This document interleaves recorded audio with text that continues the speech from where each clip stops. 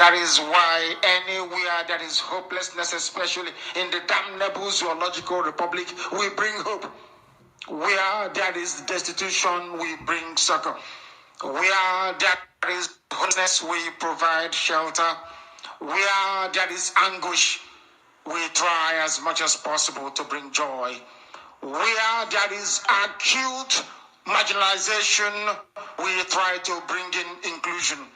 We have come that this gospel may nourish the souls of those without hope. They may nourish the hopes and the souls of those of them with nobody to turn to apart from thee. Don't turn us away in your anger. We have fallen short, of course, because we are sinful. We are born of flesh, and we have to be. But due to your mercy, you lifted us up. You cleansed us. You made us whole once again. And we are here to preach this gospel, that your name and your name alone may be praised. That Biafra will come in the end. That everything that lives on the surface of this very planet will look towards the east. And there we can see the goodness of this dear God. We can see his holiness. We can see his might and his strength. Because even if the whole world were to conspire against your creation, you are creation yourself. You will prevail against them. Come and fight for us, because we cannot fight. Come and drive away the enemies of your children, because they outnumber us. Come and restore your inheritance. Make us the guardians of your inheritance. We know who you are. We know the name that even the angels that surround you right now, what they call you. We know how they worship you. We know that very well. At the end, only you and you alone will accept every of our prayer. Anytime we bend down on our bended knees to pray to you, anytime we lift up our hands in prayer or in praise, anytime we cry for joy or in pain and anguish, because we are seeking one favor or the other before you, everything that we are today, that we were yesterday, and likely to become in the future, we unremittingly and unreservedly hand over to you for your safekeeping, because we are nothing without thee. Because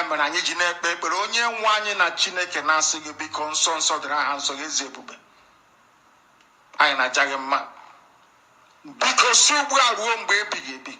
N'ịhụnanya nke gị pụrụ iche na mmeso ọma gị Chineke ga-anọ n'ime etiti ụmụ gị bụ ndị indigenous people of Biafra si ugbu a ruo mgbe ebighị ebi. Ịhụnanya nke gị pụrụ iche na ọdịmma nke gị na ngọzi nke gị pụrụ iche, onye nwe m na Chineke ga-anọgide n'etiti ụmụ gị si ugbu a ruo mgbe ebighị ebi. Ise towards the end of that.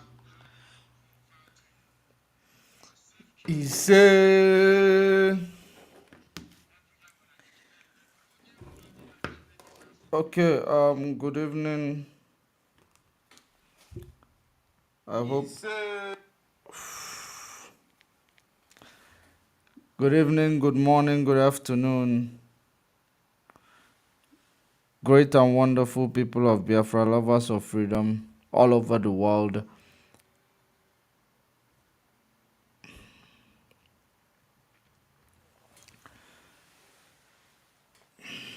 Before we proceed, good evening, good morning, good afternoon. All right, just one moment.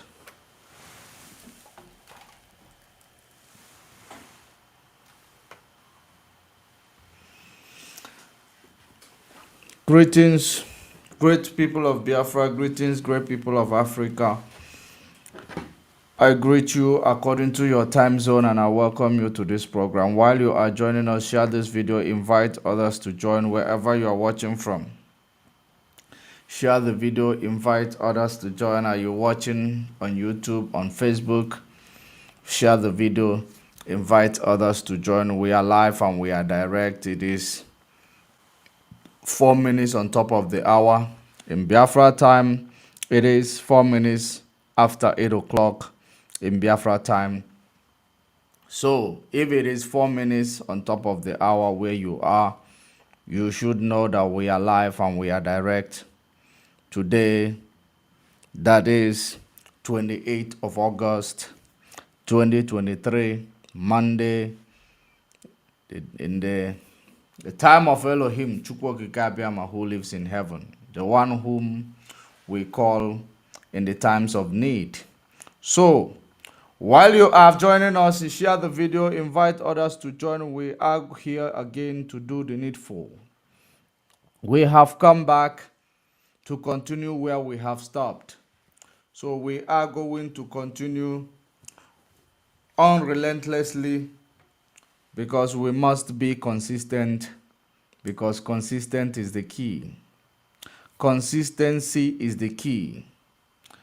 That is how we were, conquered. So we will use the same trajectory, even the one that is above, the one they used on us, to make sure that we decolonize our minds. While we are mentally enslaved, we are actually decolonizing our mind from mental slavery. Because the enemy, the greatest weapon the enemy used against us, it is to make sure that they destroy our minds. And don't forget, the devil came to kill, to steal, and to destroy. They came, they steal, they kill, and they destroy our minds. So, it is very, very imperative that we continue to remind ourselves of all these challenges so that when we remind ourselves, we will know that this is a task that we cannot look back to achieve. A task of freedom. We will not negotiate to achieve our freedom, because freedom is the only thing that is so heavenly. Many people does not understand that when we talk about heaven and earth, we are talking about freedom and captivity.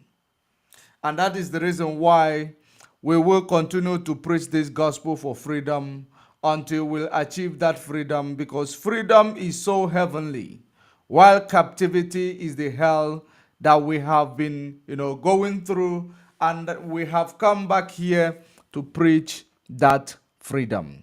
So while you are joining us, share the video, invite others to join. And welcome Chinasa Pauline. Welcome Nwa Chineke, Aka Chineke, Ikechukwu Nnaji. Among others, welcome to this program. Of course, if you look at what we have this evening, morning, afternoon, and the night, depending on where you are watching from, number one, Mazen Nnamdi Kanu. And of course, we will continue to remind them, about Mazen Nnamdi Kanu and the activities of Nigeria. Remember that Nigeria is a lawless country. Nigeria is a lawless country, and that is the reason why they do as they please. They are not working according to the constitution. Maybe will I say that Nigeria has a constitutional democracy, but Nigeria does not, work according to this constitution. They do not work according to the platform that they call themselves, that they are actually standing upon, which is the platform of democracy. So, in the platform of democracy, that is where people own the sovereignty. That is where people will be able to voice out, their opinion, and their opinion must be heard. If Nigeria is having a constitutional democracy, it means that they cannot topple on the right of anybody, regardless of who that person is, as long as they are, found within or around Nigeria. Everybody is equal in the eyes of the law. Nobody is actually above the law, and nobody is beneath the law. everybody must be treated equally.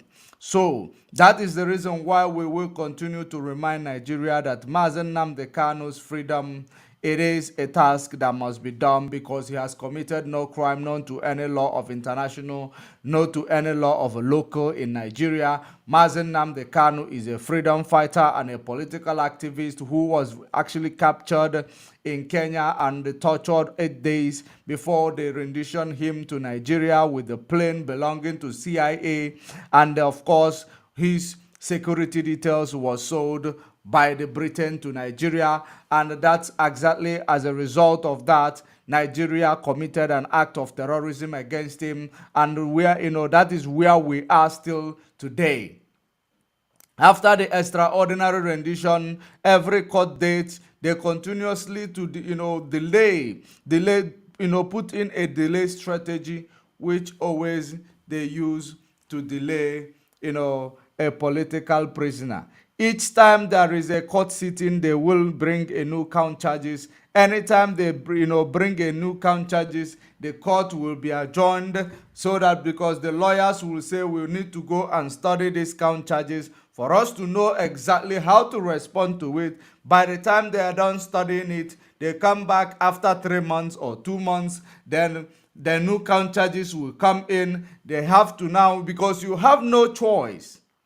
It is actually deliberate. It is a deliberate attempt to make sure that Mazen Nnamdi Kanu remain in a solitary confinement, and there is no law in any world, there is no court in any part of the world whereby a person will come to court, whereby a person will be renditioned from another country, and they come back only to start filing different cases. At the end of every court date, they file a new count charges. That is illegal, because it means that there is no case that was leveled against this man before his rendition or before his extradition, and that is exactly contradictory to the Nigeria system. And that is the reason why we are calling on Nigeria judiciary to do what they're supposed to do as an independent organization, as an independent body in Nigeria, without fear or favor of anybody. They must make the constitution of Nigeria and the right of Mazen Nnamdi Kanu to be protected, because that is exactly what they are there to do, nothing else. If Mazen Nnamdi Kanu, if he arrived in court 5 times ever since he was renditioned in 2021, these 5 times there was always a new count charges, there was always an amended count charges, which is actually unprofessional and illegal. So I believe in any part of the world, be it developed and undeveloped, as long as this part of the world they practice democracy, they are constitutional democracy, and in this part of the world you bring a criminal, according to you, you call this person a criminal, before a warrant of arrest is issued, you should have a solid evidence, you should have a solid case against this person before any warrant of arrest is issued. Now, when the warrant of arrest is issued, it covers the case that the person is going to be answering. Not after the warrant of arrest is issued, the person is presented before the court of law. Every court date, you bring a new count charges. Then the lawyer now have to say, we have to, we need time to study these new count charges. Another day, they will bring another one. After the lawyer must have studied the previous one, they bring a new count charges. Then the lawyer does not have a choice. It is a system, it is actually a way of, implementing their delay strategy.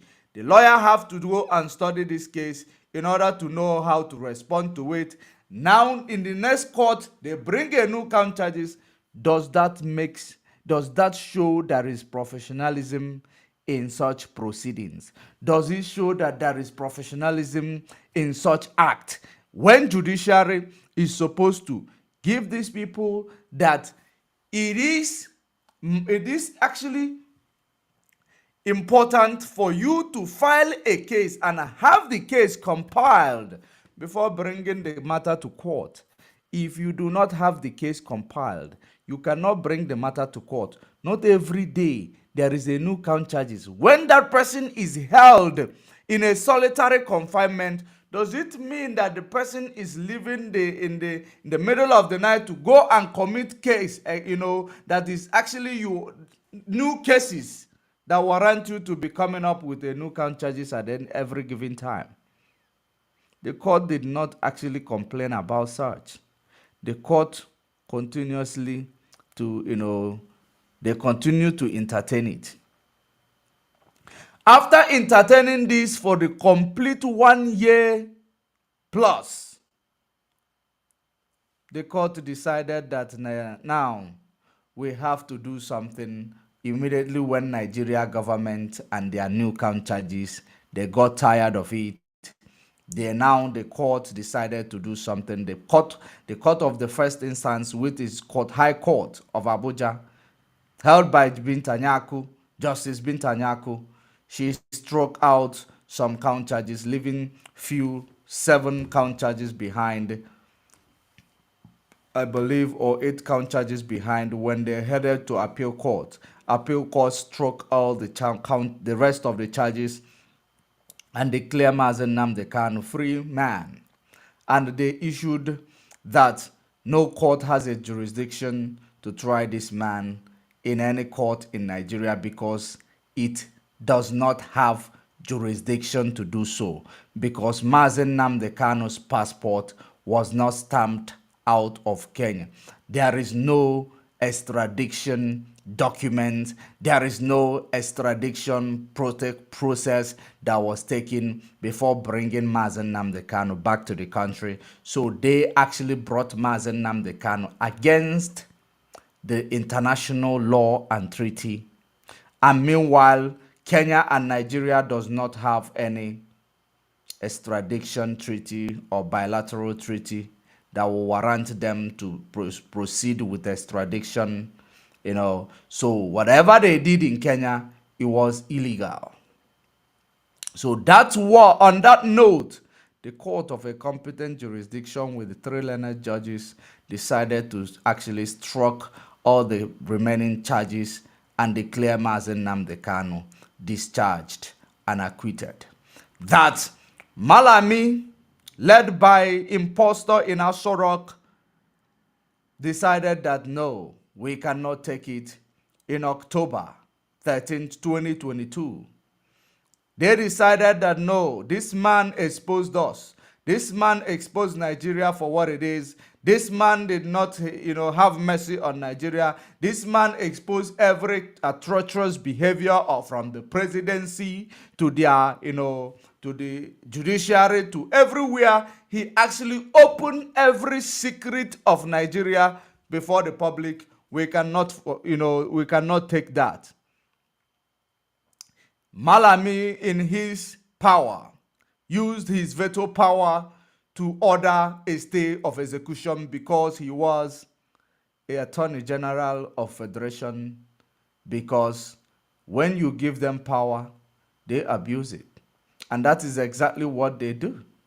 He used his veto power as Attorney General to stay execution in a matter that a court of a competent jurisdiction has quashed and discharged. That is the same matter that they actually went back in their colonial era to bring up stay of execution. And that is what we are still here. Stay of execution over almost a year now. Almost 12 months, you are still staying execution. Scared to actually do the trial of that stay of execution. You are still scared because you stay execution for no reason. You stay execution for your selfish and personal vendetta. It is not born of any crime committed by anybody. It is as a result of you being a criminal who is charged with various, criminal charges, because when we call them criminal, We are not calling them criminal as a result of being prejudiced against them. It's as a result of the data that is actually in existence in Nigeria judiciary or in Nigeria investigation department against them. That is the reason why we call them that. It is not because we are disrespectful, but we address people the way they are being addressed according to the law of Nigeria. A person who sold 2 million barrels of crude oil and they did not remit the money. Who do you call that person? A person who used their offshores to launder money. What do you call that person? A person who stole a state money. Who are they? Because the state money is supposed to serve the members of the public, and one person embezzled it alone. What do you call such person? So the same person in his activities, the same person decided to stay execution on Mazen Nnamdi Kanu's court case. And the judiciary did not actually try to investigate to know, or there is no institution in Nigeria that will look into this matter to say no, this stay of execution, it does not have any merit because the person who actually ordered for this stay of execution, the person is not, is guilty of different corruption charges. So the person should actually recuse themselves before they will actually go ahead with this stay of execution. So the court of Nigeria did not do so. Rather, the court of Nigeria proceeded with their stay of execution, and they now made sure that Mazen Nnamdi Kanu will be in the solitary confinement for almost a year now. What an irony. Just one moment. Let me fix up stuff.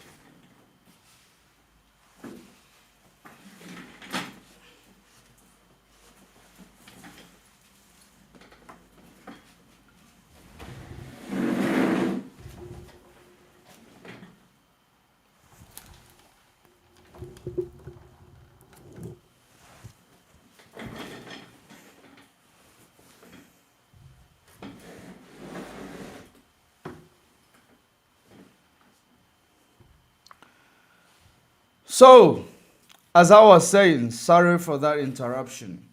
As I was saying, the court did not go to say, no, let's actually look into this matter to find out if this stay of execution is coming as a result of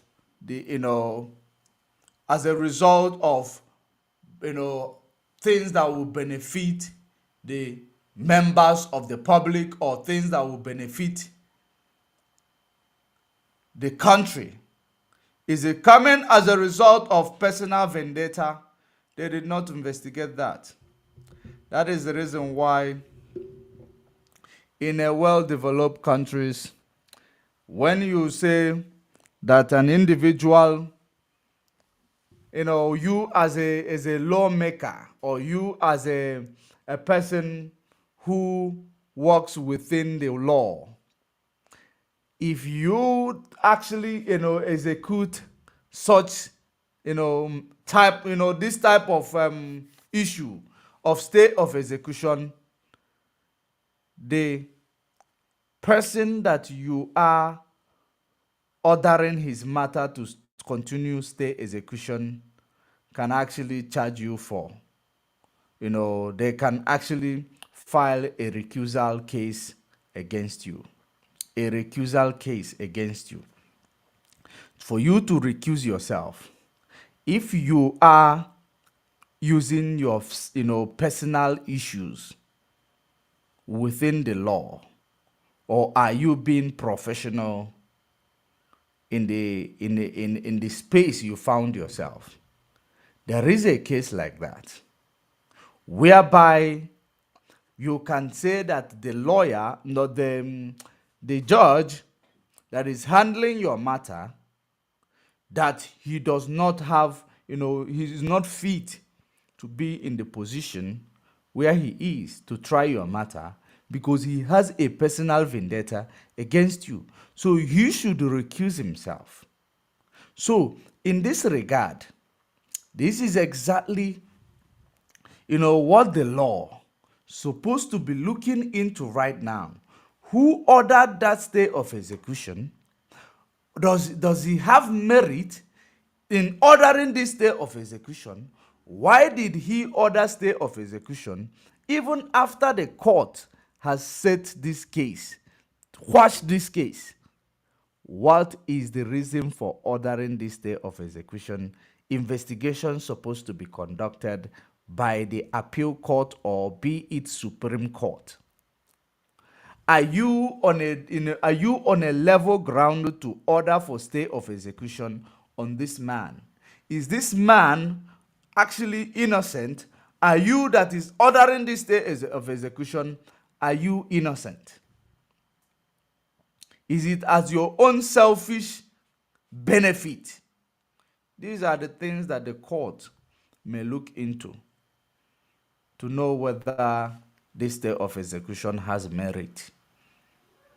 Because if you look at the activity, if you look at what is going on around it, you will discover that it has no merit. It has absolutely no merit.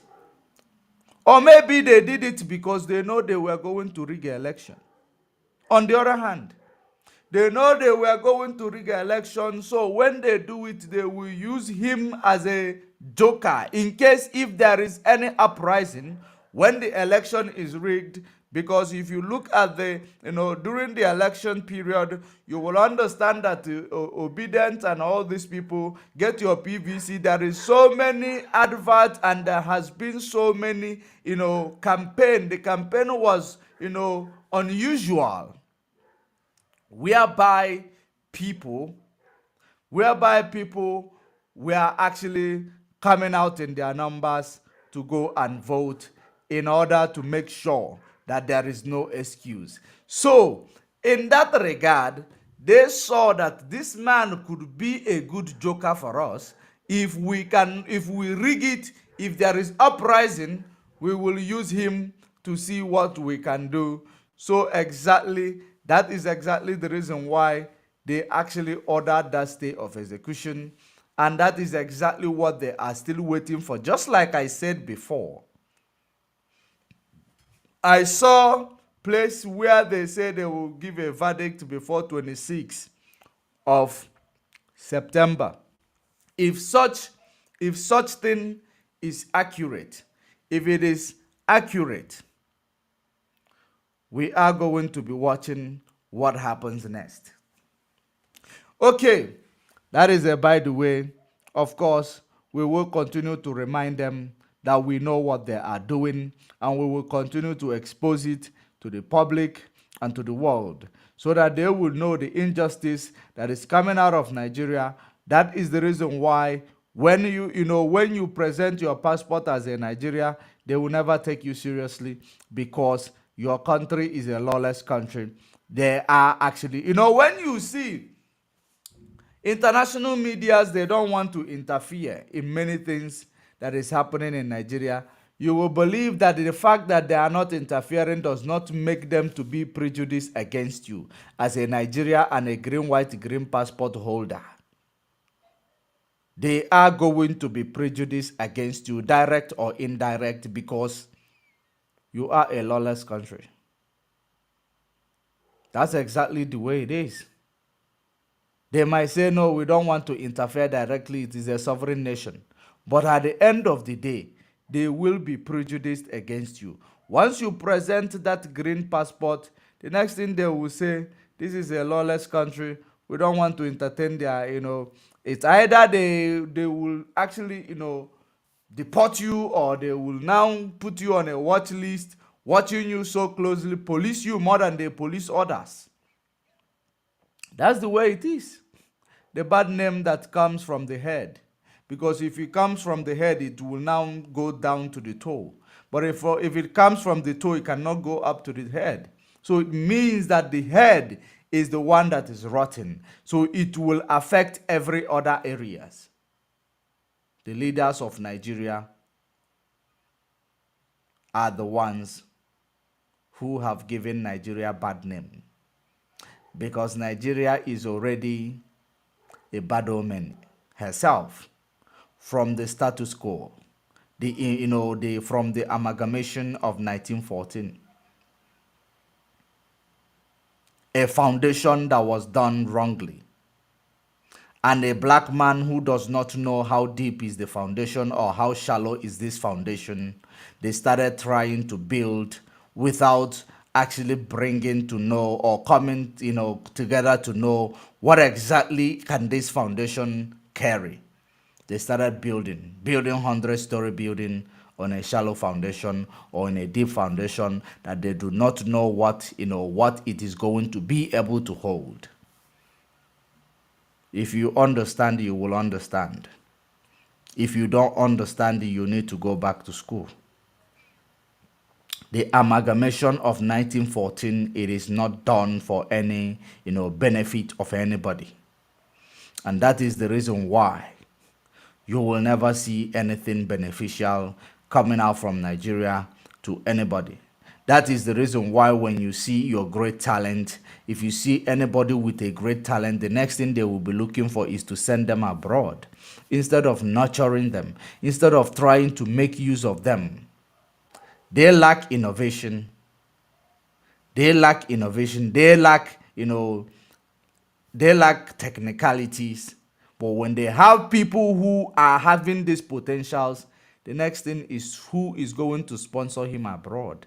How do you expect such country to move forward? It will never move forward. You send them abroad, USA, London, you send them to Australia, they go there, they will start making, helping the nation to develop one or two things. While your nation is deprived of this type of innovation and technology. Is that a blessing or a curse? We know how many talent that came out of Nigeria that has been exported, but we have never seen them coming back to help Nigeria. Do you know why? When they remember how they are treated, when they remember the environment, when they remember there is no infrastructural development, when they remember that there is no electricity, when they remember all that, the corruptions, when they remember the state of the judiciary, when they remember all these things, they will say, we'd rather be here and settle down here. Sometimes they will be there and get old. They will only return maybe when they get old. That's the way it is. Have you ever wondered the reason why our people in various nations in the West have never, planned to return home? People with great talent, they will not. They will only wait to get old before they will plan on returning, because they have nothing there in Nigeria. They do not have security. They do not have protection in any means possible.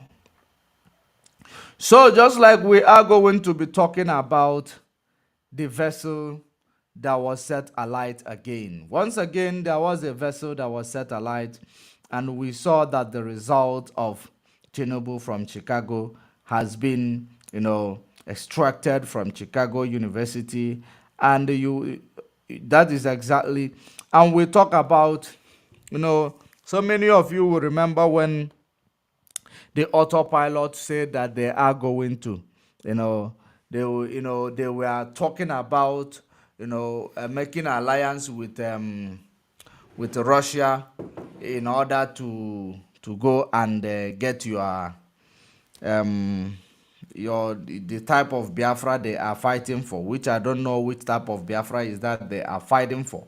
If you remember, you see the next video, the next picture that is, you see somebody like his face is covered. This is a man from Russia, one of the Wagner that fought in Ukraine, that was captured in Finland. He is captured in Finland, and upon being captured in Finland, they are detaining him. Do you know why? Because Finland and Russia, they are no friends. So, the reason why I decided to pick that up is for you to understand when somebody who claim he is a military in Finland, who claim he is a lawyer in Finland, who claim he is a politician in Finland, who will go about going to now a country that is a boogeyman to Finland to go and form alliance when he is still in the state, of Finland, when he is still in the political space in Finland. What will you expect of such person? So first of all, let us look into this vessel. Let us look into this vessel, burning of the vessel, because the reason why I want to look into that burning of the vessel, it is because there is something I said before. There was something I said before in one of my broadcasts when I said if a vessel like that is caught, all we need is the registration number to that vessel. Within 24 hours, we will tell you who owns that vessel. That is exactly what I have mentioned in one of my programs. So, anytime you see Nigeria government going and capturing a vessel who they claim it is a vessel stealing oil in Nigeria, and they set it alight, you should know that those who set it alight are equally criminals. They are up to something. Let us read to hear the news first before we now know how to channel our analysis. But before then, let me try to bring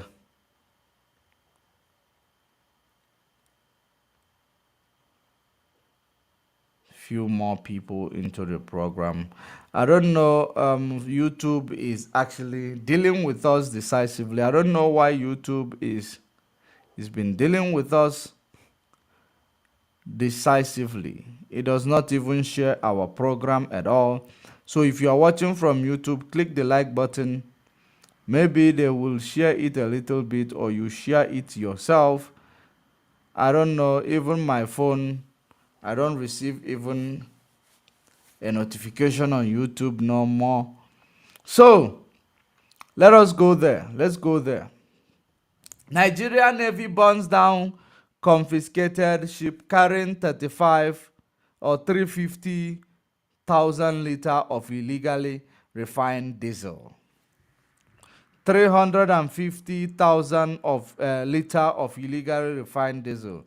The Navy of Nigeria has reportedly set ablaze an oil vessel dubbed MV Cecilia. Dubbed MV Cecilia, loaded with nearly 350,000 liters of rubbed automated gas oil, or AGO, also famous as diesel, in Woji, Obiakpo local government area based in Port Harcourt Metropolis, Rivers State in Nigeria. On 16th August, the Nigerian Navy ship personnel, Pathfinder, Port Harcourt intercepted the oil vessel. 3 suspects have been arrested.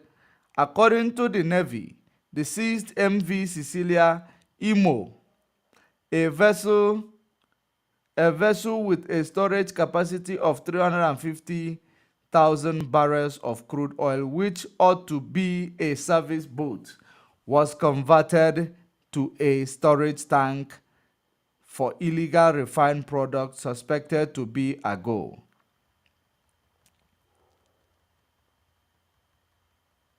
The commander of Operation Delta Safe, who reportedly confirmed the incident, said the vessel was inactive for 2 years but was utilized as a storage tank for unlawfully refined items. He said that the water tank were converted into storage tanks for unlawful product and that the vessel hadn't been to the sea in the past 2 years. Ferreira was duly represented by Commodore Adeduokun Siyabande or Siyanbade, the maritime component commander associated with the Joint Task Force dedicated to Operation Delta Safe South-South. Before it was finally put ablaze, two naval gunboats with experienced personnel had strategically escorted the impounded oil vessel alongside one tugboat. They successfully managed to push the vessel to the safe location in the sea where it convulsed into a flame. The procedure is understood to have lasted for about 2 hours only. So the plan is not actually to catch the oil thief. That's what you are seeing here. The plan is never to catch the oil thief. The plan is all about protecting the oil thief, because when the mission, what they are doing, when they actually load this vessel, they will be moving with it. If indeed there is any thief to be caught, or somebody is marketing themselves. But in this situation, let's actually play a devil advocate. Let's say that there is a oil diesel into it. Now they nabbed this ship carrying a refined diesel illegally from Nigeria, and they decided that they will set it ablaze. Instead of holding that boat or that vessel, using it and making sure they look for something that will link them to the real oil thieves. They didn't do it. The only thing they set the vessel ablaze. It is like a devil advocate, because a devil advocate is just to assume there is oil inside it, not somebody trying to present themselves as if they are competent in the job. Now, let us put it in the other way around. In a situation whereby they have loaded this oil, and the same security who loaded the oil decided to now follow the oil. Maybe they will follow the oil, they will be following the oil maybe 2 kilometers behind, to make sure that there is no trace coming after the oil vessel before it reaches out of the shores of within that vicinity where nobody will see them. Now, on the process, when they saw that there is somebody else that have seen the activities of these illegal oil explorers, they decided themselves that they will be the one that will nab the same ship which they loaded themselves, and they will set it alight to destroy the evidence. This is actually, when you look at it in a very, in a detective manner, or in a way where you will be able to, investigate. If you want to investigate thoroughly, you will start from there. Those who set this thing ablaze, they say it lasted only but 2 hours. That's when all these things happened and the vessel was set ablaze. Now, if there is oil there, the people that set it ablaze, which I don't know who they are, and I don't care to know whom they are, could be the ones who are guarding this oil, because it is maybe their business, their own business. They are protecting it, trying to make sure that there is no alibi, or there is nobody who is going to now blow the whistle on the process of guiding it to its destination. They know where to leave it behind. Maybe they are 2 kilometers behind, trying to see there is nobody following them. Now, on the process of communication, they saw that there is something. They now use their gunboat to go and double cross the same ship, which they must have loaded, or which they must have set off, and they nab it, they set it alight. Now, on the other hand, it could be that somebody is out there trying to actually market their, security business. Somebody might be so efficient, might want to tell the government, we are very good at this work, so that the government will continuously sign in their contract. It could be that, because if you look at it, the vessel is still standing. When you look at this video, the vessel that was set ablaze, it is still, standing. The vessel is supposed to capsize. And when a vessel is set ablaze with oil, diesel, that vessel will burn beyond repair. That vessel is going to burn beyond repair, because diesel, though it takes time to catch fire, but when it catch fire, it takes time to stop, because it will even be burning on top of the water. So that is exactly one of the things. Does it mean there is no diesel inside this vessel? That this vessel was just something somebody have donated to use it to, show the government their efficiency.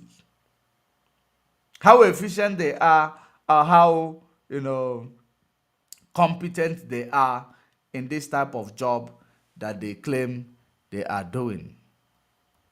So it could be, it is a double-sided coin.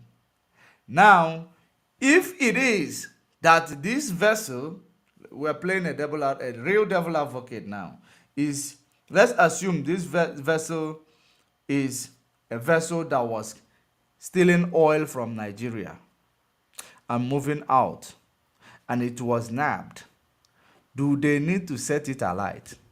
That oil that they are setting alight, that oil or diesel they are setting alight, is that not money belonging to the state of Nigeria? Is that not money belonging to Nigeria? So why would they set it alight? As if they don't need it. When the 1 liter of petrol in Nigeria is around 700, 1 liter of diesel maybe is going to be more than that, amount. But they decided to set 350 liters ablaze. And they want you to start clapping for them. They have done well. Why did they not donate it to the poor areas who are grappling with, their transportation? Why can't they donate it to the taxi operators or taxi drivers or bus drivers, telling them this will be as a subsidy for you to, be cheap to your commuters? There are many things they could do with it. But they decided that they will set it alight in Nigeria. What an irony. When we say that Nigeria is a corrupted, Nigeria is a corrupt country, it will look like we are just saying things that does not exist. How can you capture what belongs to you and you destroy it? If you destroy what belongs to you, then what? What are you going to say when you destroy what you know that belongs to you? Who are you hurting? Yourself. So when you look at the stories that are coming out of Nigeria, you will understand that it is a story that does not make sense at all. A story that does not make sense at all. As if you have so much. It is a refined diesel, refined diesel. It is ready to be used. Truck can use it. Buses can use it. They decided to just destroy it. You know, do you know if there is anything that will be destroyed? It is not the diesel inside the vessel. It is the vessel after undergoing scrutiny, after undergoing investigation to find out to whom this vessel is linked with. After finding out who this vessel is linked with, collect data from the vessel. After that, then the court will decide whether this vessel will be destroyed or not. So is there a law in Nigeria or not? This is an evidence, pure indication that there is no law in Nigeria. People do as they please. And that is as a result of there is no law in Nigeria. That's why all this police brutality, organ harvestation is the order of the day in Nigeria. Organ harvestation is the order of the day in Nigeria. Who is going to investigate? It is not the children of the politicians that their organ is being harvested or their people are being kidnapped all over the place. It is not their children. So they don't have, it doesn't touch them. They don't even, when you talk about it, they don't believe you because they are selling above every other place. They don't hear what happens in the ground because these are the people whom you have handed over your life to protect. They don't want to hear or know what exactly you are grappling with. They don't know the type of lifestyle you are living, how difficult it is out there. They don't care to know. They have become omnipotent. So, why would they not burn the diesel? Now, having seen, for you to see how wicked these people are, for you to see how evil they are, let me show you the latest things they did. Having seen that you are crying that your petrol is too expensive, you know what they did? They brought an Arab guy to show you that your petrol is cheapest across the African continent. Let me bring this video. Let me look for this video. One moment. Let me bring that video. Because when you look at this stuff, you will realize that, these people, they will never change. Now, let's watch this video.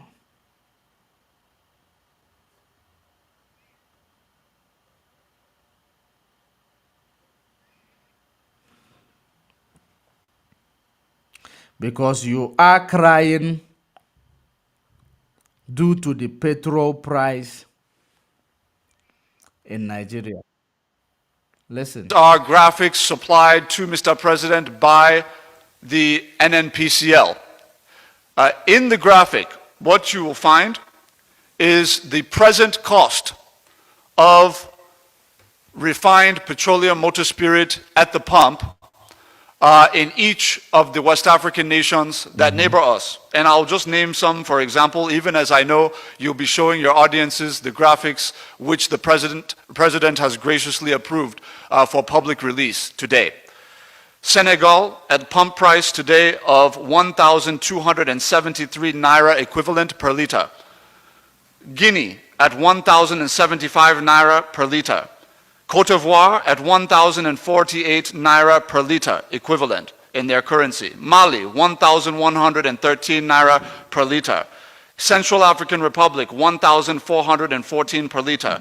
Nigeria is presently averaging between 568 and 630 naira per liter. We are presently the cheapest, most...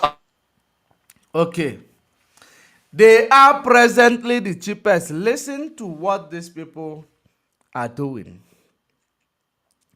Did you see the face they have used to come and tell you that they are, presently the cheapest? They are presently the cheapest. Are you in competition with all those places? What is their oil reserve to compare to those places that they are comparing Nigeria price with? What is their oil reserve? Nigeria have oil to get, to set alight. But they are bringing somebody to make you get used to hardship upon hardship. Was it yesterday we were talking about you getting $2,000 as GDP per capita in Nigeria? 2,000 something dollars as GDP per capita in Nigeria. How many is those people whom they are checking their oil price? What is their GDP per capita? What is the size of their economy? So it means that they are trying to tell you that this is exactly what you're supposed to be buying your petrol product. They are not trying to make it easy for you. Rather, if they see a means to exacerbate that problem of poverty, to make sure that you that is already poor, you are going to be poorer. That's why they brought this man to come and tell you that you are the cheapest within the West Africa. Who is the highest, producing the highest oil in that West Africa? Is it not Nigeria? Is it not Nigeria? Are you going to be a pot maker that eat with in something that doesn't even make sense to be called a port? Is that what you are going to be seen to be? Where this oil exploration is done, people, their water and everywhere is being polluted. Who is going to be paying for it? Is it not as a result of you having this oil more than every other person, having a bigger economy more than every other person? All these nations that he has mentioned, you have a bigger economy, you have a bigger GDP, you have a bigger per capita, more than these economies. So this is exactly what they have actually provided for you, in order to use it to tell you, no, we have been good to you all this while.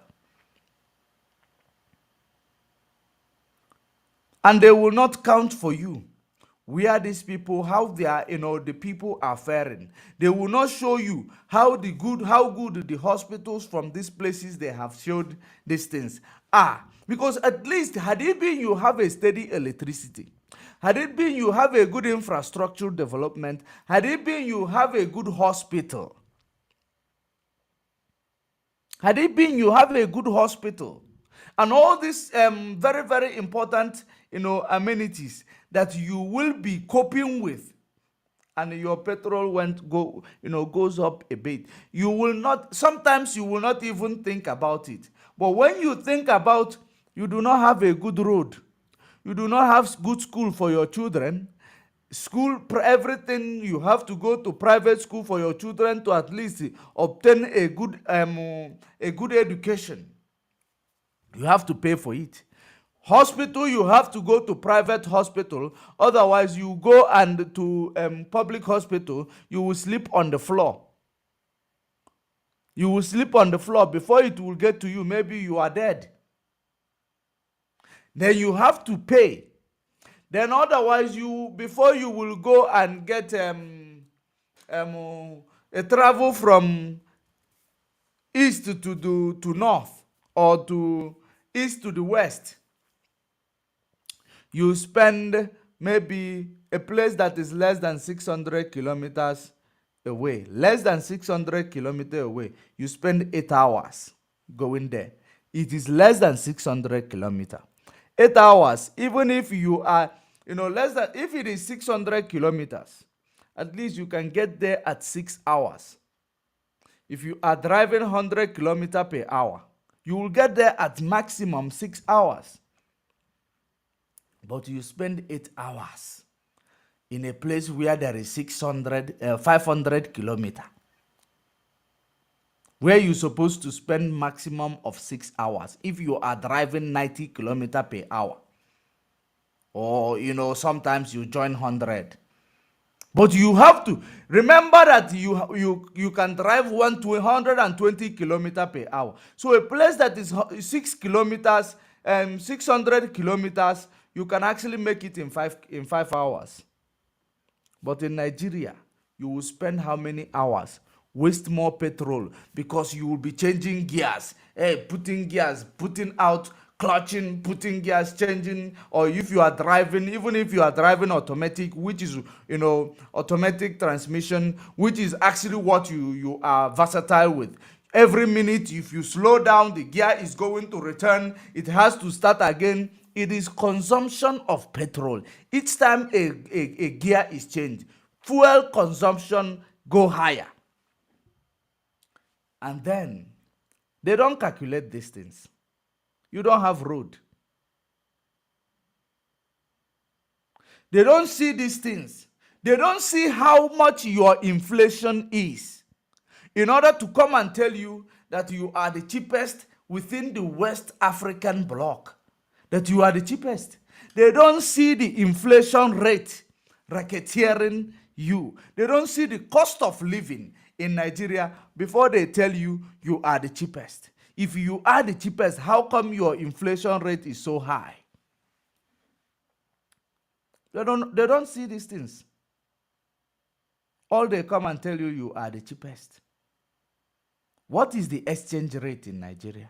For them to come and tell you you are the cheapest. What is the exchange rate? $1 is equal to maybe, is more than 800, or maybe, let me be politically correct, $1 is more than 700. The biggest economy in Africa. $1 is equal to 700 plus. The biggest economy in Africa. Right?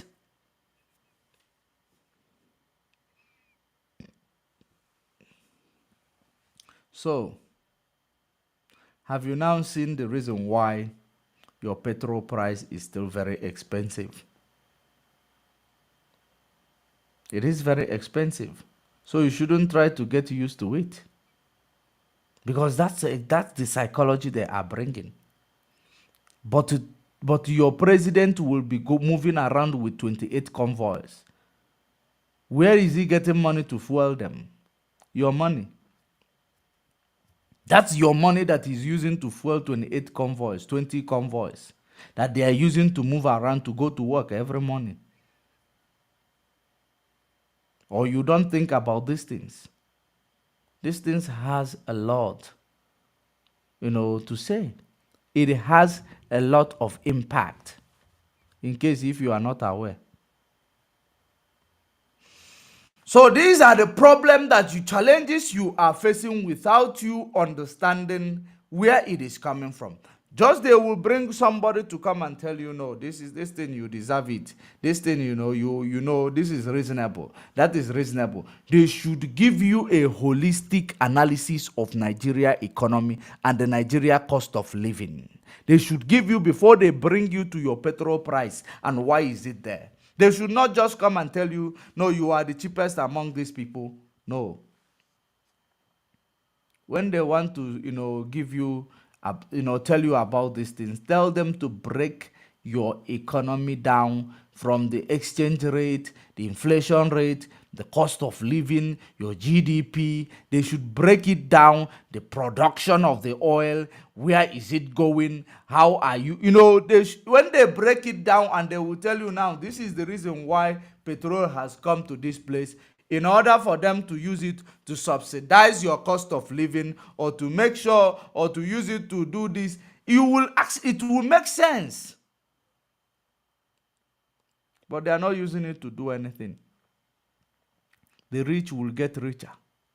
The poor is crying, dying of hunger. That's what it is. There is no electricity.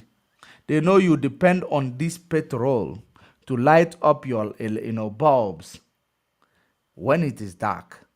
You depend on this electricity to work or to function during the day, to even do your menial jobs or your daily jobs. You depend on this generator, I mean. So the petrol price going high without them having electricity. Do you know what that means? It is actually exacerbating your problem. Had it been now, they say no, there is now electricity. Because part of the things that brings inflation in Nigeria, high demand of something you do not produce. You don't have a place where you produce petrol or refined petrol. So now there is high demand of people looking for petrol because you have to petrol your generator, petrol your car, motorcycle, keke napep, everything. You have to petrol them. So high demand of this bring inflation because now you have to import and import and import. Now by the time you import, you deduct it from your GDP, which is gross GDP, your gross domestic product. Now you deduct it from the imported product, which is actually bringing your inflation rate high because of high demand of these things that you do not have. Even though you have petrol, you have all these things, just that there is no political will to get the refineries working in working order for you to be refining it instead of exporting and importing. So in this instance, they haven't done anything to say no. Now we have actually added 12,000 megawatts in the power station, in this hydro power station, which is green. These things, there is nothing there. They are not spending a lot. It is water recycling. They are reusable. The hydro power plant is reusable. So what exactly is the reason why Nigeria does not have electricity today? Because they have institutionalized this what do you call them, load reduction or load shedding or whatever they call them. They have made it an institution that people will now be importing other system, electric power generator, or they have now bringing what do you call it, solar panels. They have to buy it. People made it a business. So they will never try to fix your electricity. Even if you try to fix it, those people, business people, will sabotage it.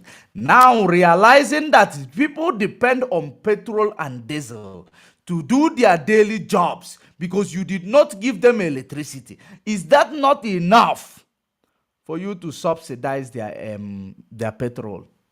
For this fool come and tell you that you are the cheapest in this within African region. Don't you know that person deserves a slap?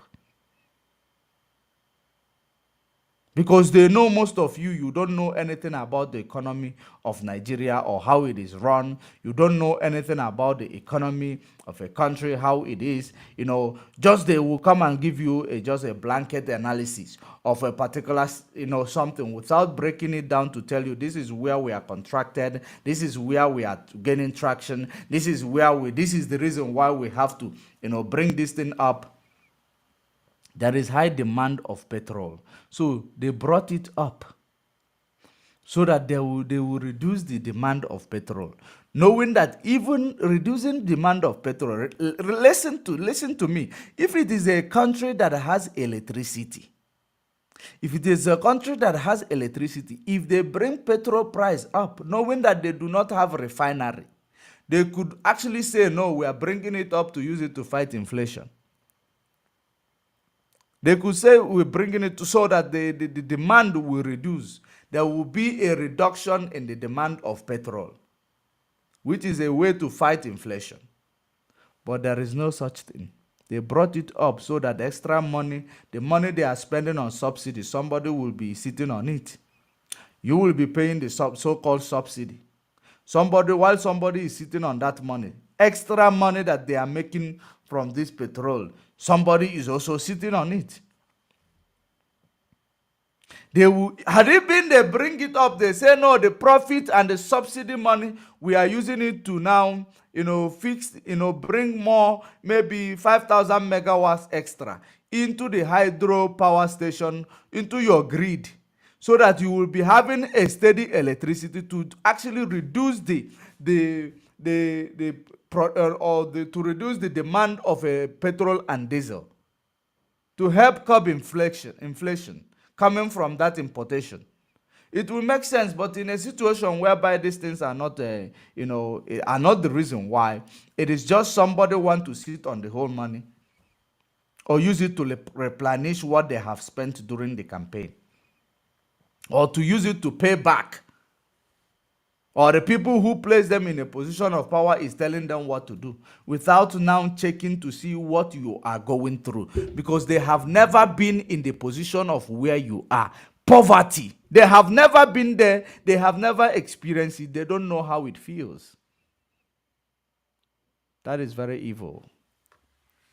I don't care if somebody is Bonyo Lutebe. When it has never touched you, you will never understand. So that is the reason why we are calling. We want to get our freedom so that we will go and run our nation the way that it is professionally run, not the way people will be giving you advices, whether it is killing your people, whether it is driving your people away to go and die in Mediterranean Sea or Sahara Desert. They don't care. All they tell you is, no, this is the way you do it. IMF will now tell you, no, this is where you do it. Bring taxation without you giving jobs to people, but you want to bring taxation without you creating jobs. They will tell you, bring this, bring that. At the end of the day, it is hurting you, your people. It is hurting your people.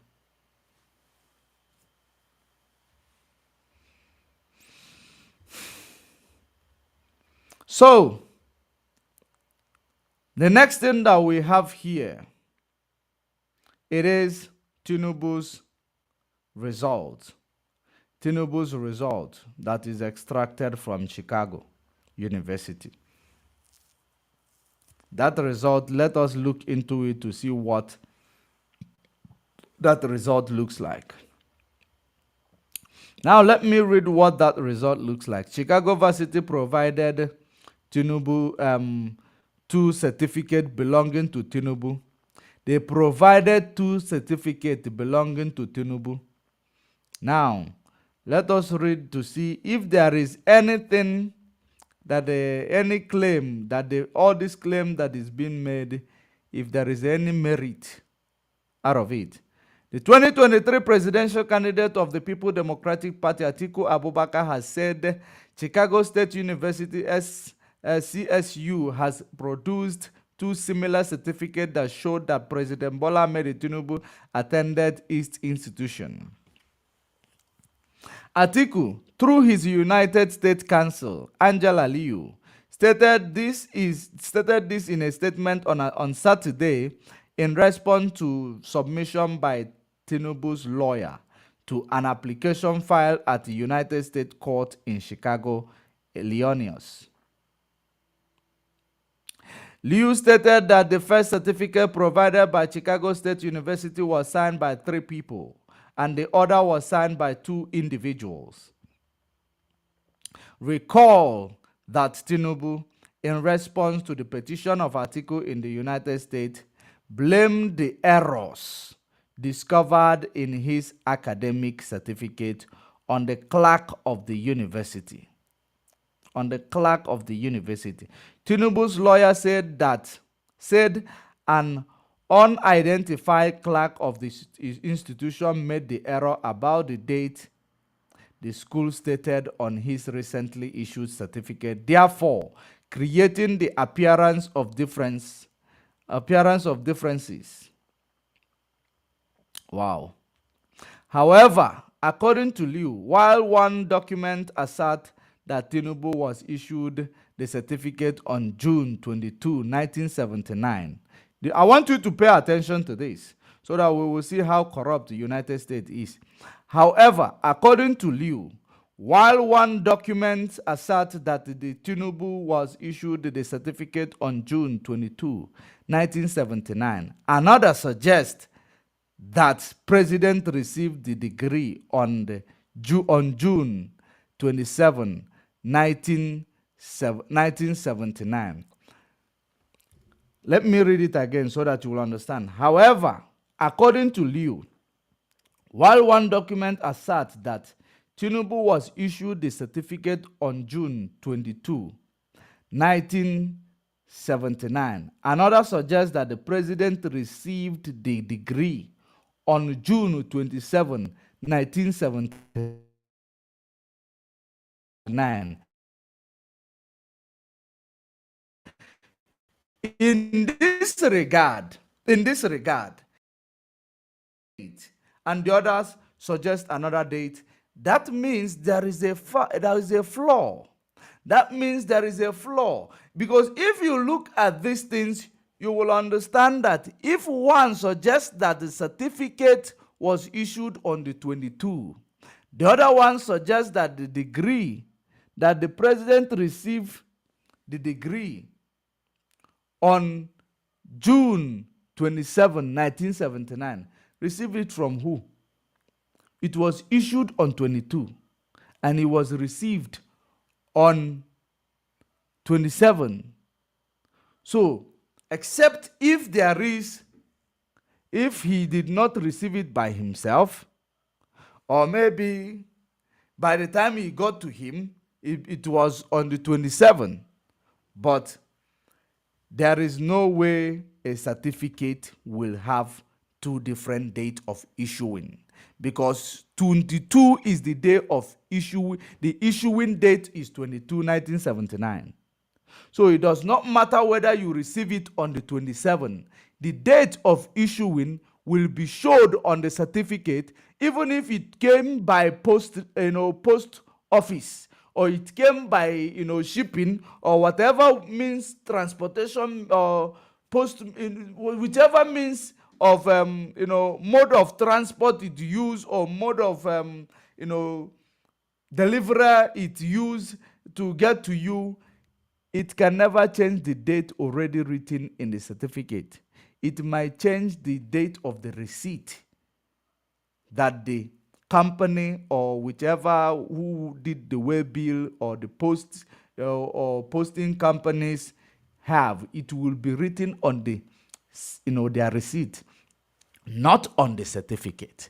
So in as much as a certificate has different date, there is a flaw. There is someone who is trying to manipulate a system in the United States.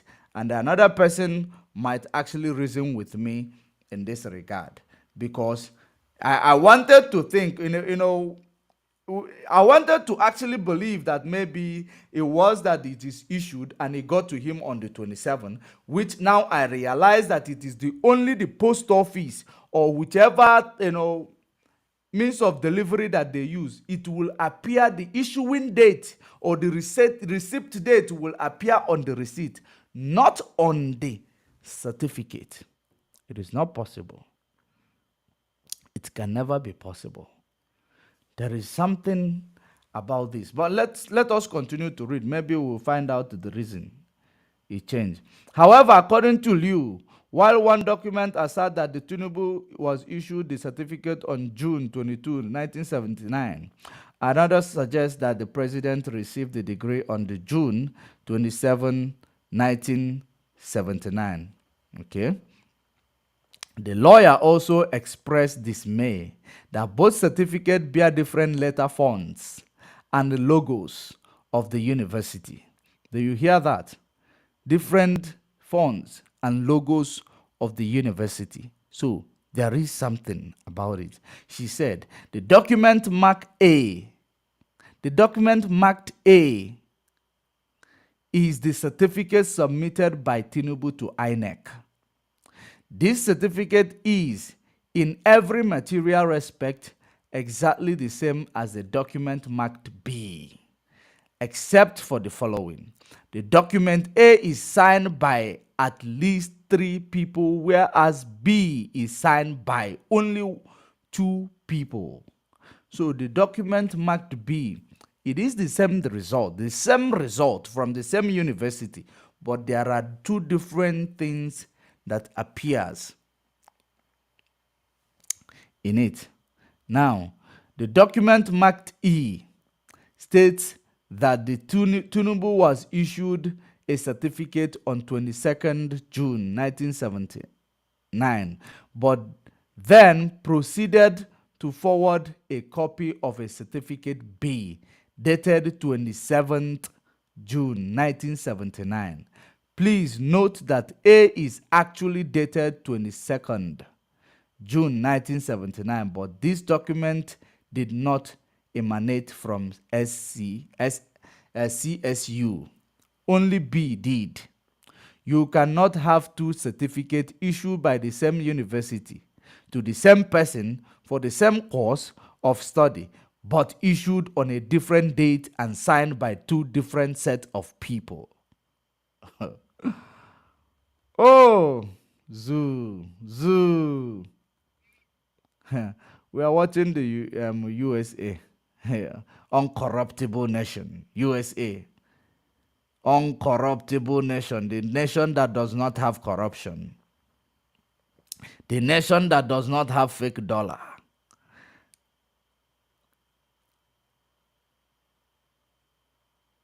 Now let us continue to read. List of articles company. Oh, Buhari kicks back against foreign medical treatment. Tinubu's. Oh, okay. Now, the document A and B both state that Tinubu graduated with BSc. Tinubu graduated with BSc in business and administration. Whereas document E, which came from CSU, states that he graduated with BSc in business administration, the same course and the same, result. Now, the lawyer said nowhere on the university's website is there any reference to business and administration, saying the website only said the College of Business offers a contemporary business program leading to a Bachelor of Science in Business, which is BSc, in Business Administration, or Masters in Business Administration, MBA. Liu argued that it was not possible for Elnora D.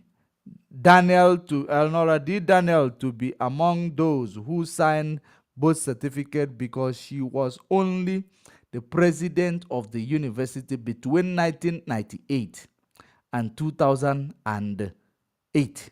Wow. Did you hear that? The so-called person who signed it was only at the university between 1998. And don't forget, it is 1979 that all these sign things was talked about. So the person that they claim signed it is there between 1998 and 2008. She was neither president of the university in 1979 when the certificate was purportedly issued, nor was she president in 2002 when the replacement certificate were issued. She said, wow, president of zoo.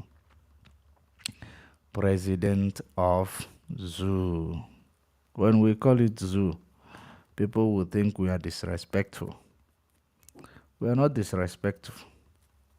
It is the reality of life. These are the people who are ruining the future of your children when they will not be part of it. In dishonest and the lies, a person have the same result, different date. The person who signed the result was not in the university, in the position in that university at that point in time. What does that say? And yet, US people are congratulating and willing to work with the president-elect, whom first of all he was charged with.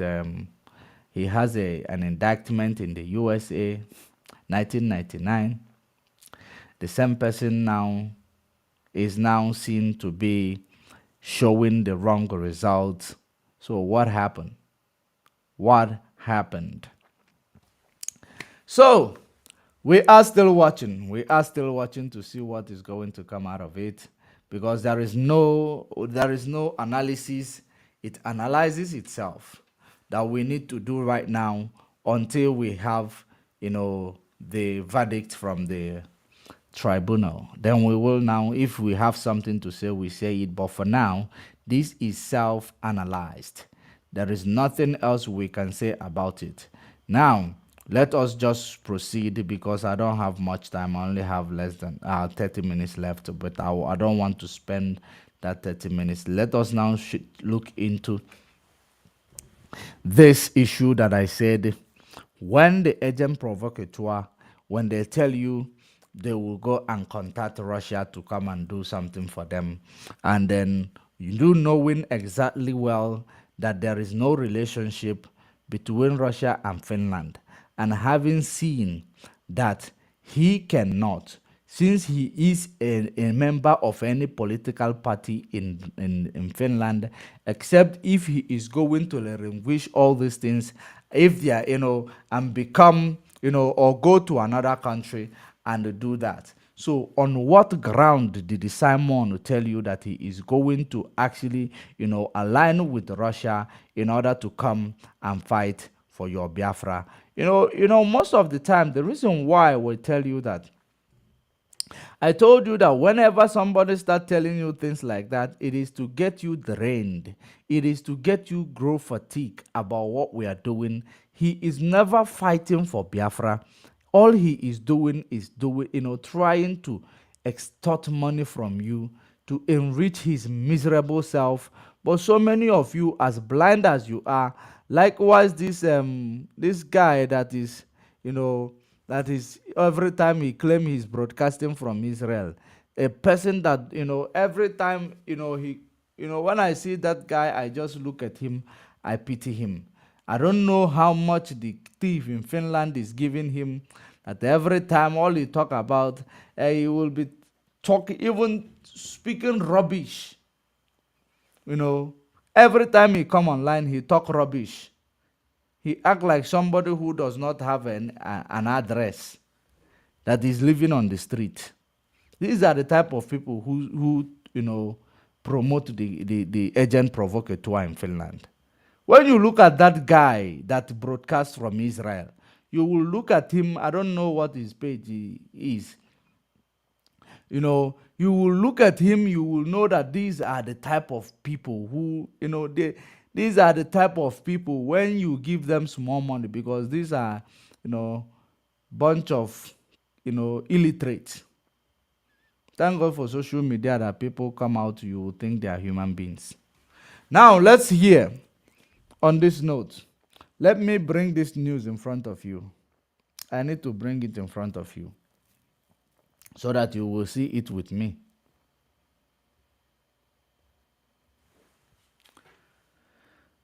I want you to read it. Let's see it. Russian held in Finland said to be key figure in far-right Wagner affiliate. Suspect Jan Provoski is said to be a fighter in the Wagner Associates Russisch. The sabotage assault reconnaissance group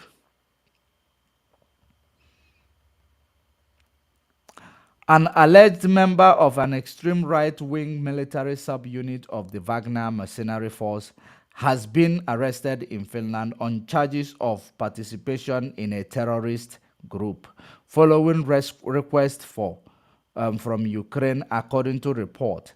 A detention hearing was scheduled to take place on Friday in district court near Helsinki, according to the Finnish public broadcaster Yle.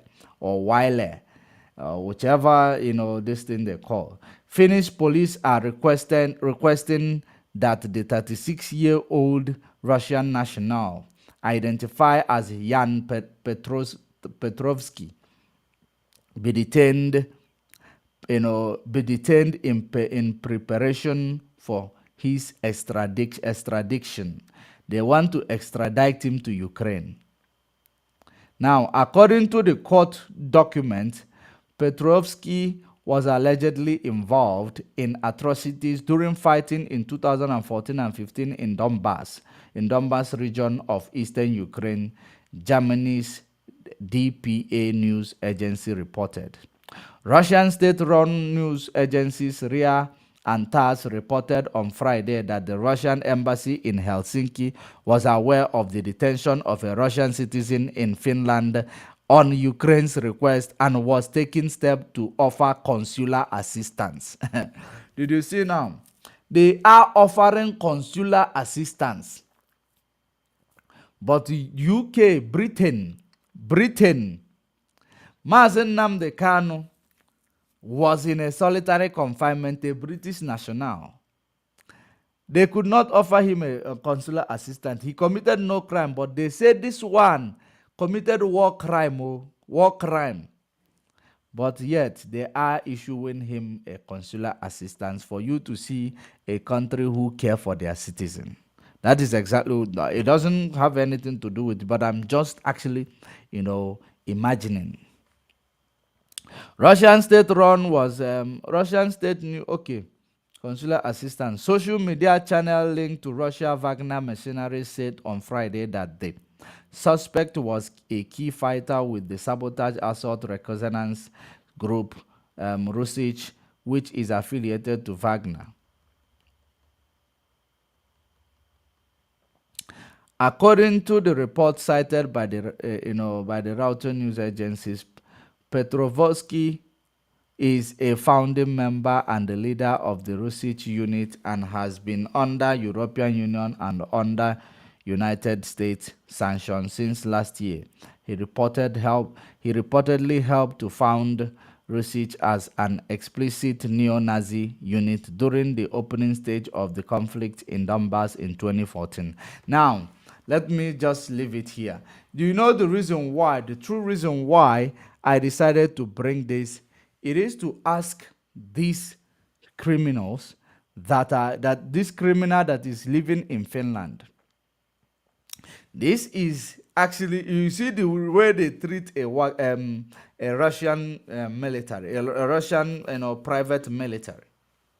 Then talk more of somebody who is, living in Finland, a Finland citizen, going to now make a friends with the enemy of Finland. When I tell you something, if you get it, if you investigate it very well, you will understand that we don't lie.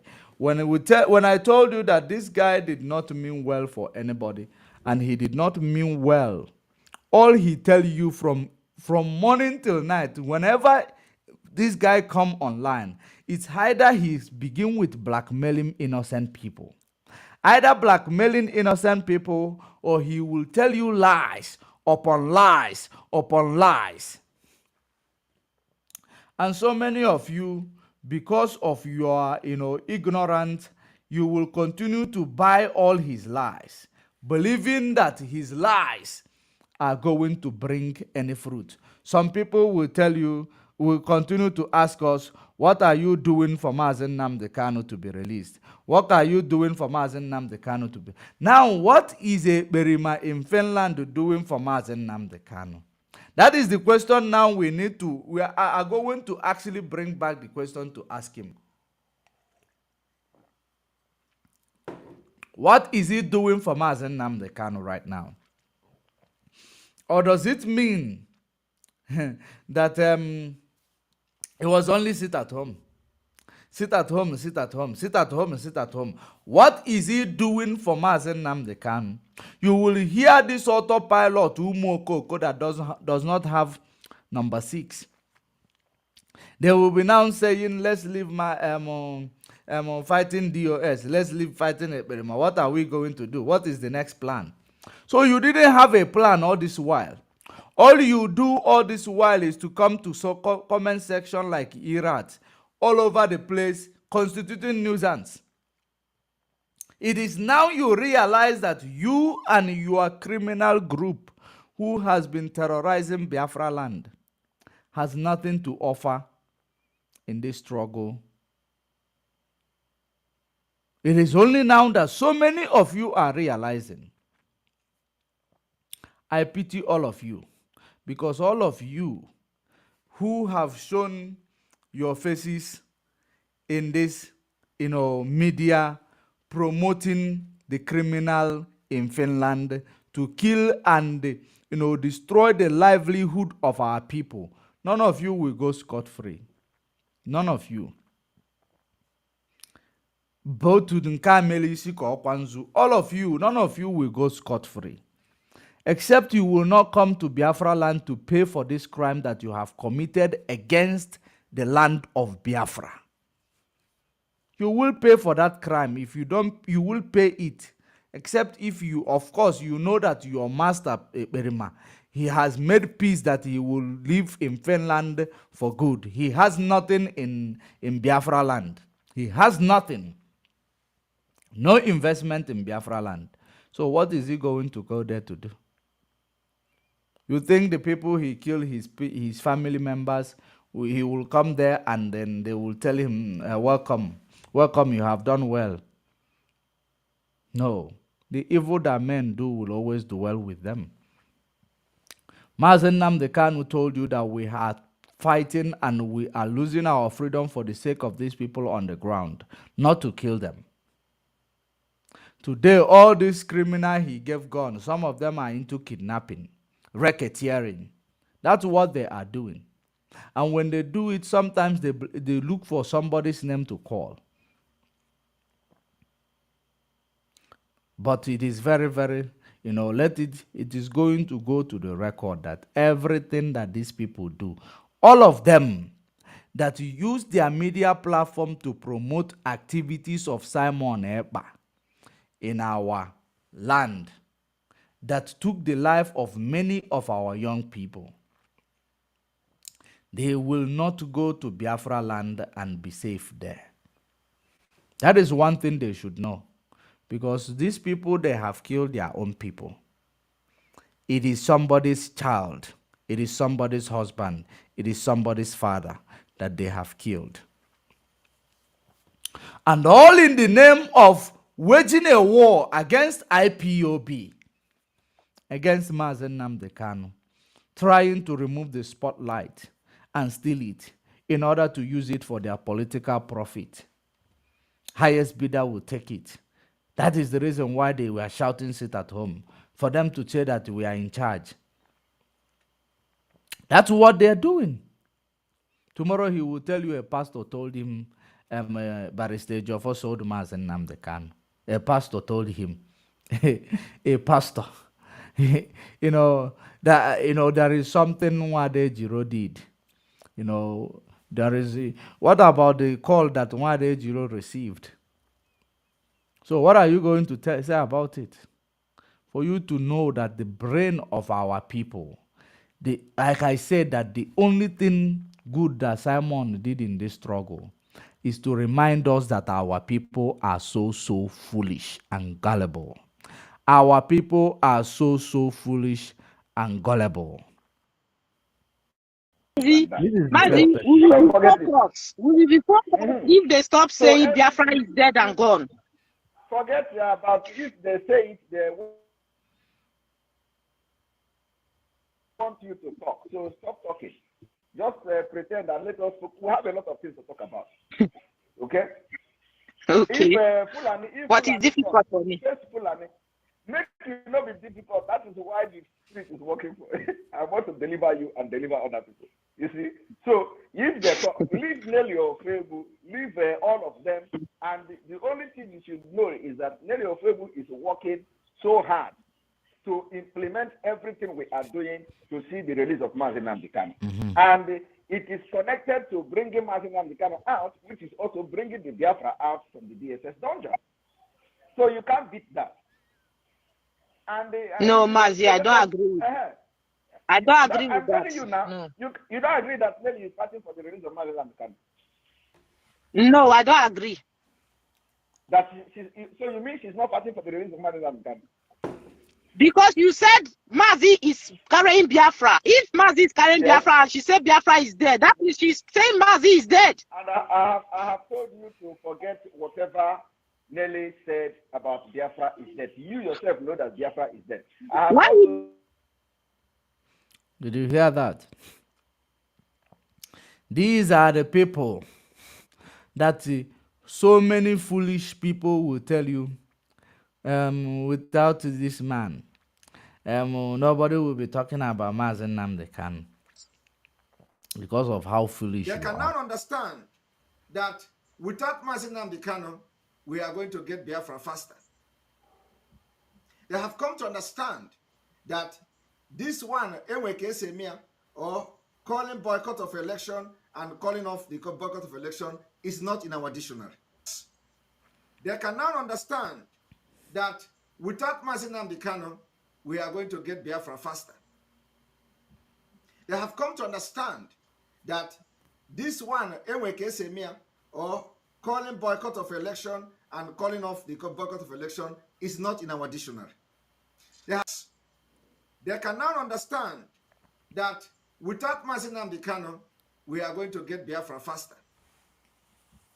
They have come to understand that this one, Enweke Semia, or calling boycott of election and calling off the boycott of election is not in our dictionary.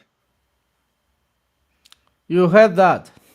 Without Mazi Nnamdi Kanu, he will give you Biafra so quickly. Without Mazi Nnamdi Kanu, he will give you Biafra so quickly. They can now understand. So for you to continue to understand what type of a person this criminal is being, that is exactly what they do. Look at it. They told. I want you to listen. Not this one. This foolish.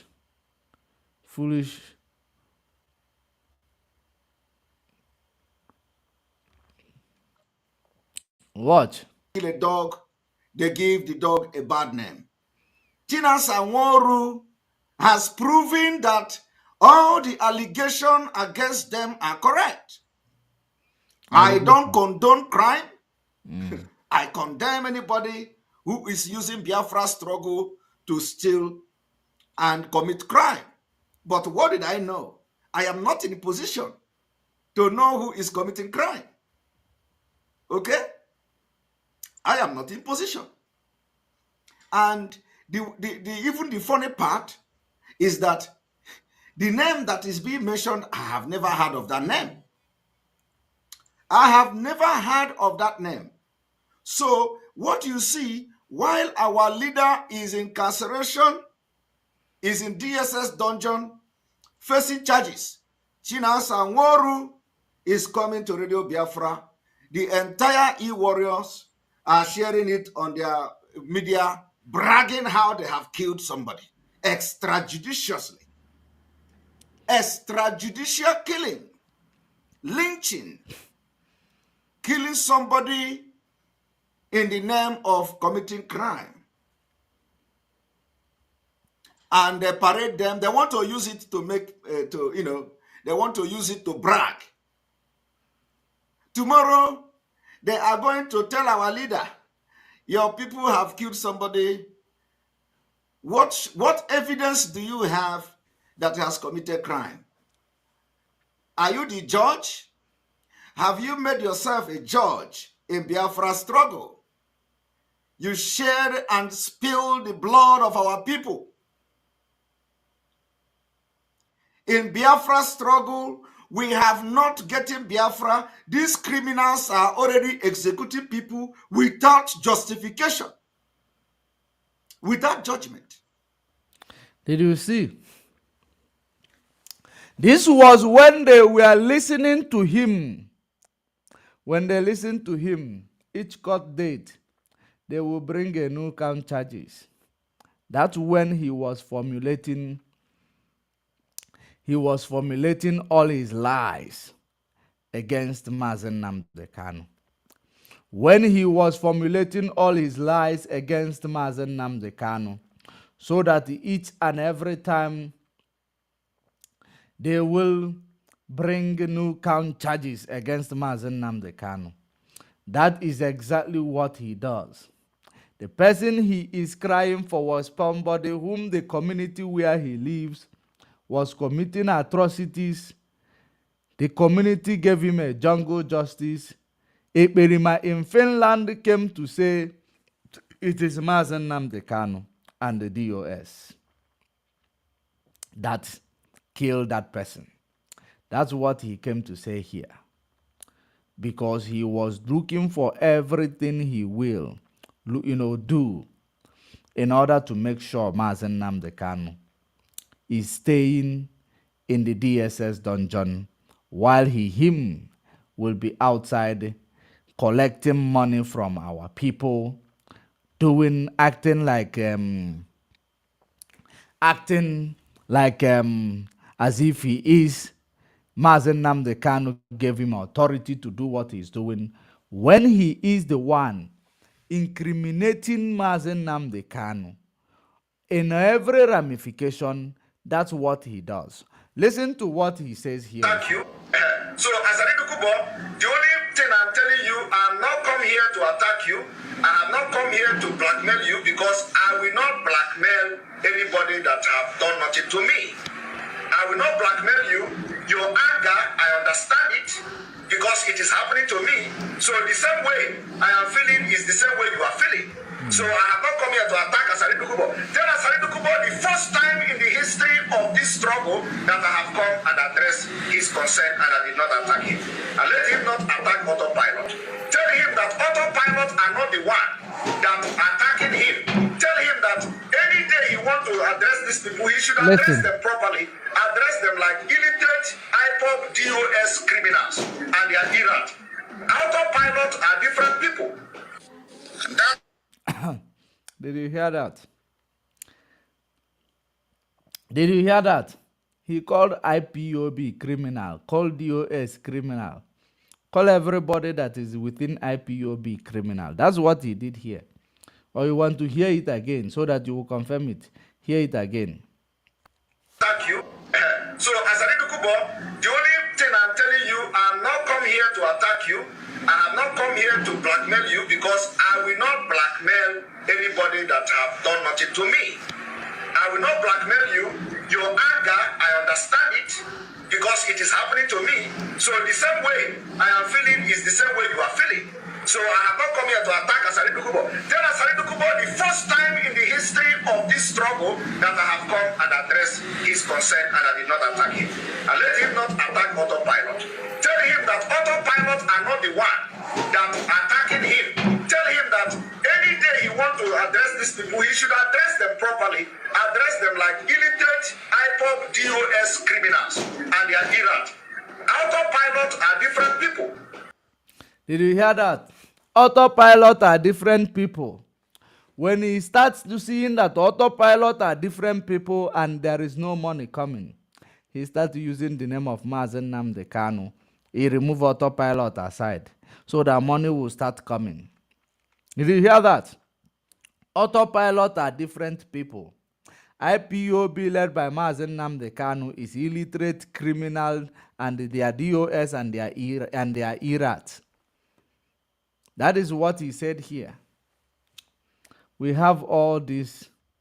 We have all his documentaries, because the day of reckoning, we are going to bring it out for him. The day of reckoning.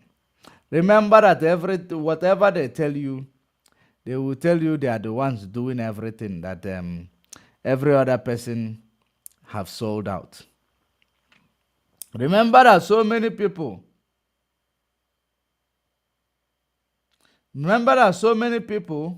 does not know the time they were with Nelly and Owasofia. The time they were with Nelly and Owasofia. They didn't know that all these people were working together. Listen to what Owasofia said about Ekperima before they separate. This is what the reason why he called all those people criminal.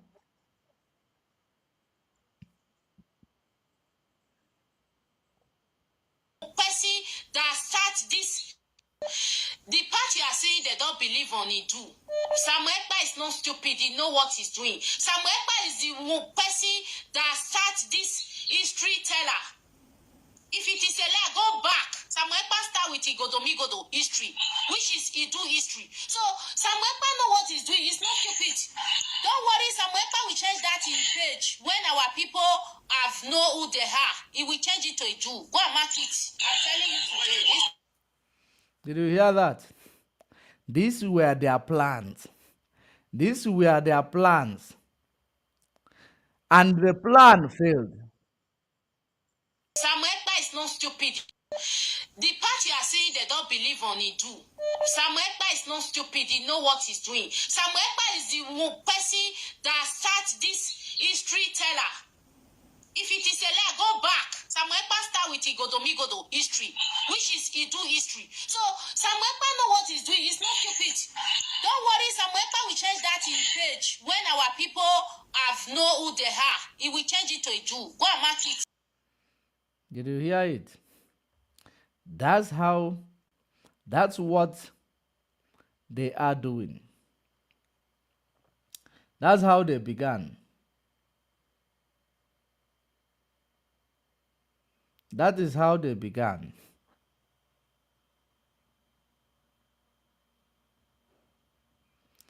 Let me show you another one.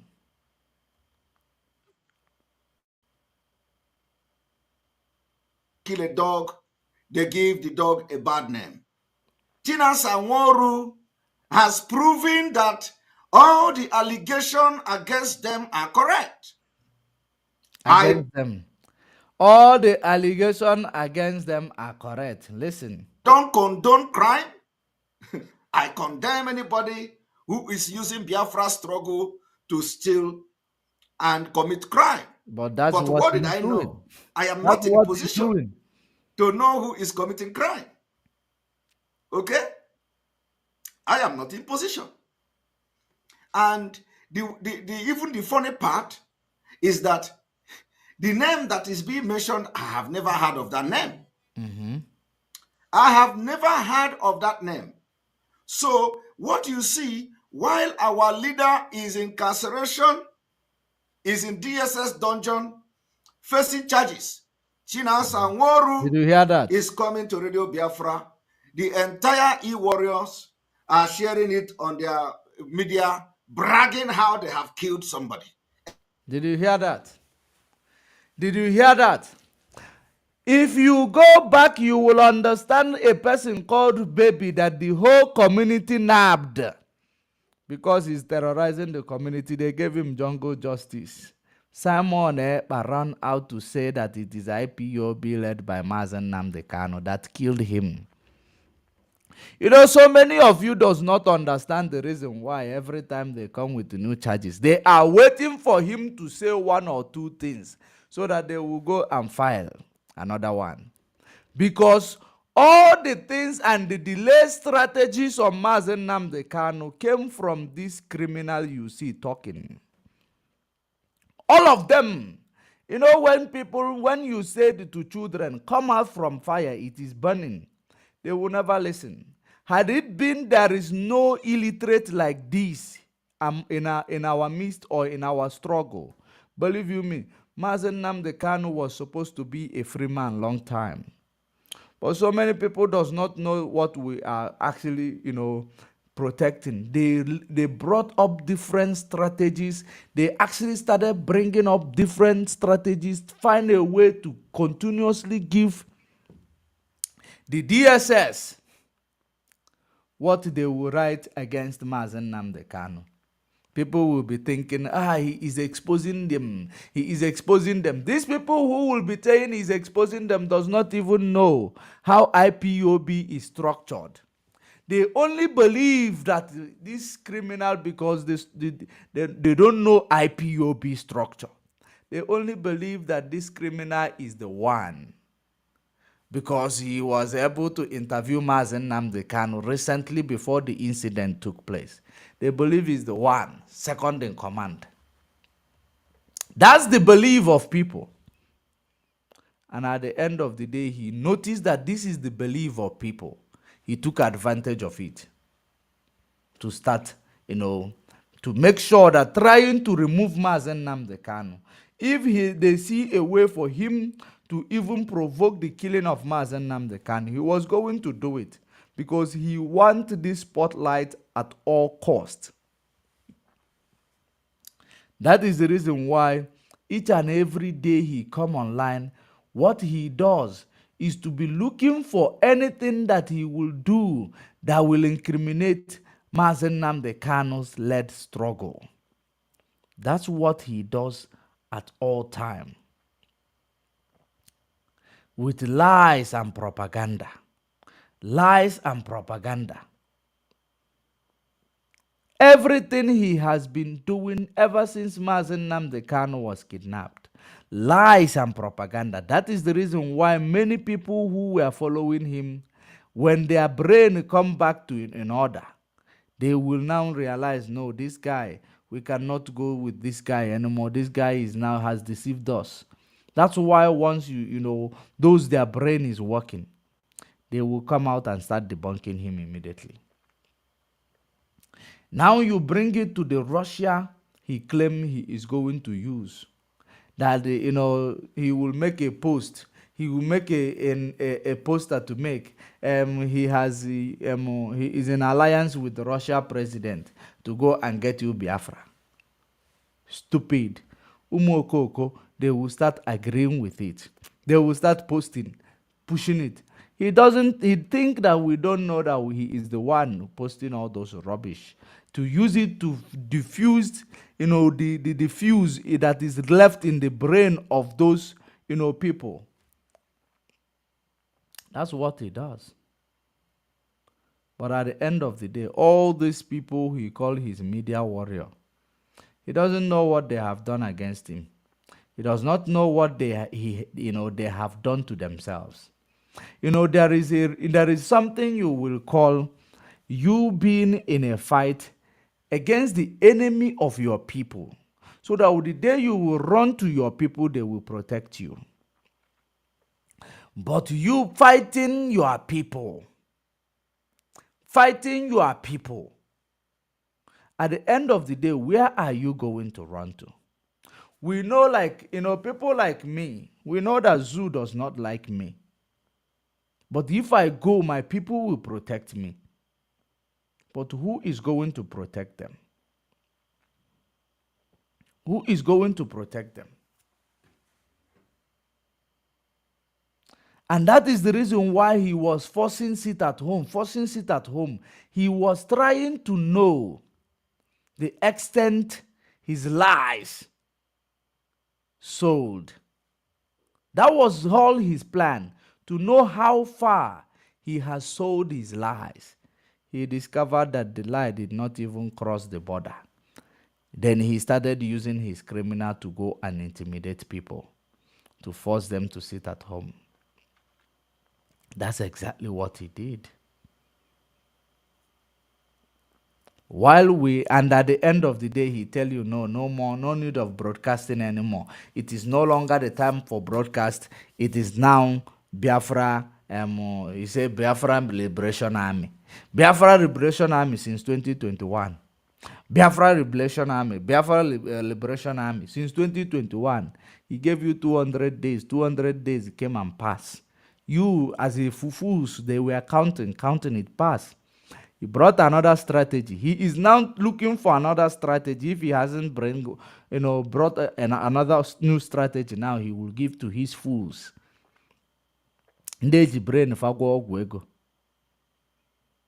People that move around with no soul.